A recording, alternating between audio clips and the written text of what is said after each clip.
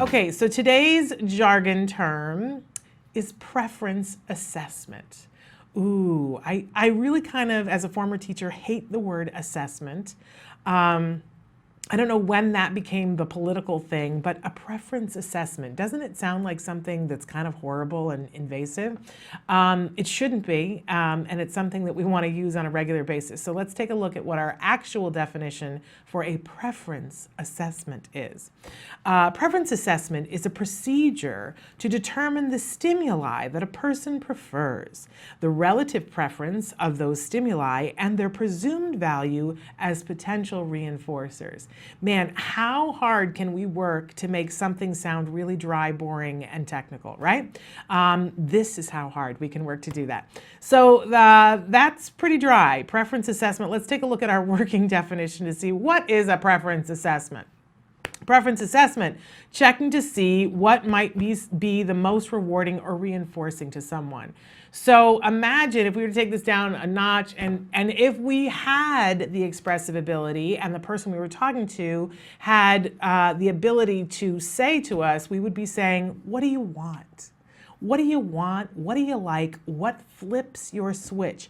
What will make it worthwhile for you to do this thing that you don't want to do? That's what a preference assessment is. That's exactly what it is. And when you think of it that way, you go, oh, okay, well, that's great, but our kids with autism often aren't understanding what we're saying or don't know how to express to us what they want, so it all kind of goes out the window, right? No. We want to do preference assessments on a regular basis, and we can do a preference assessment with anyone. If you have a very small baby that has very little receptive, very little expressive ability, whether they're neurotypical or otherwise, we can do a preference assessment because we just take things and put them in front of them and see which one do they gravitate towards. Which one does the hand reach out to take, or are they not interested in any of them? You could take a bar of soap, a fluffy plush toy, and a pen and put them there. And wouldn't it be interesting to see which one the baby picked up? Because we would assume that the baby was going to pick up the plush toy. And you know what? Maybe 9 times out of 10, the baby would. But sometimes the baby is going to pick up the bar of soap. And sometimes the baby is going to pick up the pen because they want to feel it, they want to click it, they want to do whatever, right? So it's important to know and not guess.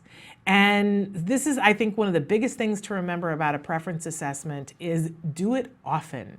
It's like voting. So we want to make sure, because in a sense, it's giving them a vote. You're going to see how this is all going to tie together so beautifully in a minute. Giving them a chance to vote for what do I want right now. And so often one of the biggest mistakes that we make in all of life, in general and in working with individuals on the autism spectrum, is that we assume that we know what they want. And frequently we're wrong. If you think about it, if I were to say to you today on this Tuesday morning, what would you like to have for lunch? You'd think about it for a second and you might go, oh, you know what I really want? I want a nice big tuna salad and, and I want this kind of dressing on it, and that's what I want today. Now, if I come back and ask you on Wednesday, you might say the same thing because maybe you love tuna salad, but eventually you're not going to want a tuna salad, right? Even if you love tuna salad. And probably, if it's raining on Thursday, you might want chili, right?